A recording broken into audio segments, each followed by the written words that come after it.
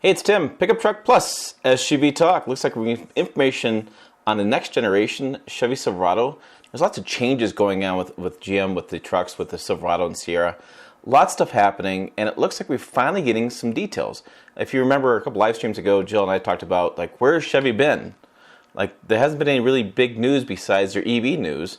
We haven't really seen anything coming out, and now we're finally getting some trickle of information. We're getting more details. And so in this video, let's talk about what we're going to expect to hear next week, because we have a date, and we'll talk about what we're going to expect to see the next generation Chevy Silverado and some changes to GMC Sierra.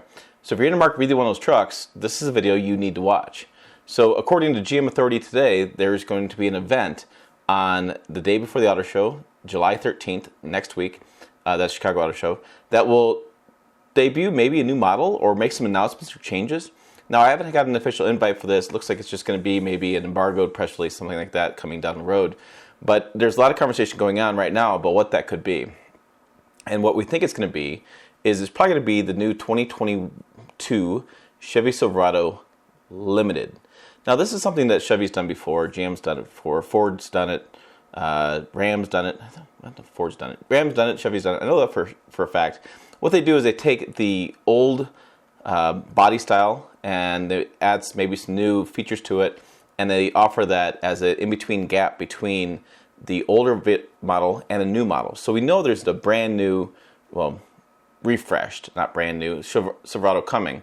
And so they'll bring out this limited edition that way will kind of span the gap. Now, GM Authority previously reported that July 15th, the order banks would open up for the limited to be ordered. They said the new 2022 model, which I don't think makes sense. I think it's going to be, you'll have the limited be able to order on the 22nd, or the 15th of July. The 13th will be the unveil of the embargo.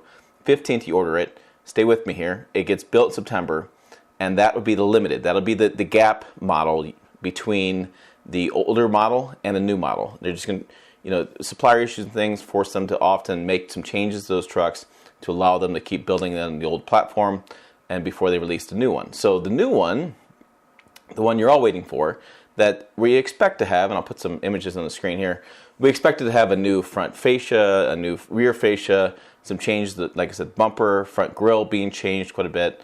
Looks like the cab will be about the same, configurations will be the same as far as the bed length, that kind of stuff.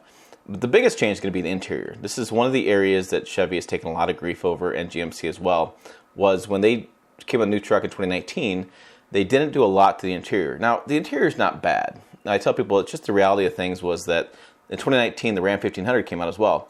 And that interior was such a wow factor that it really caused the Chevy not to look as good.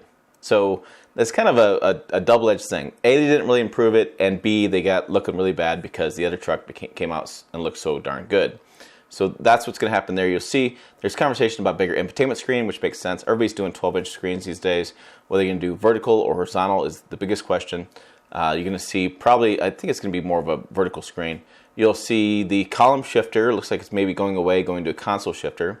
Or they could be like Ford and offer the column shifter in work trucks and console in like higher trim trucks, which makes some sense, I think, when you're looking at for bench seats up front, some configuration challenges there. Looking at the dash, it'll probably be more of a digital display. Currently, they're still using mechanical gauges. You expect that to be bigger, more of a digital display is probably what you can see there.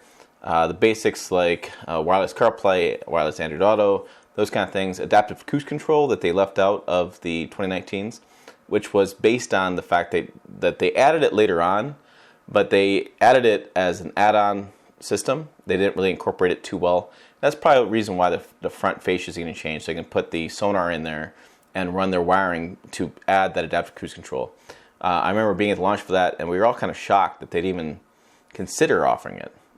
I was like, how do you not even consider offering it with all your competitions offering it? And so, I mean, adaptive cruise control is a little bit of a controversial item, but some people really like it, and I use mine all the time. So I could see that coming in that truck to be a standard feature throughout the lineup, and integrated better than the current add-on camera-based system they use right now. So engine choices, I'll link to a video above. You can go through that. Lots of changes there. Basically, the older active fuel management systems are getting replaced with the new dynamic fuel management systems, which turn off the cylinders at much greater intervals. if there's enough semiconductors to make that happen. So this is where it gets all confusing. So the active fuel management system was for like work trucks and things, and then consumers were getting dynamic fuel management. And then Chevy killed all of that when the semiconductor shortage hit, and they took those modules out. That way they allowed them to build trucks without that, so that way they get more stock in dealership lots because demand has been so high. And so what's frustrating about it from my standpoint was they offer you $50 off, and it turned out to be like a mile per gallon difference between what they say EPA is on the active fuel management or dynamic fuel management versus non-dynamic fuel management. So it's not that big of a deal, but it just depends what's going to happen here as they get a influx of semiconductors.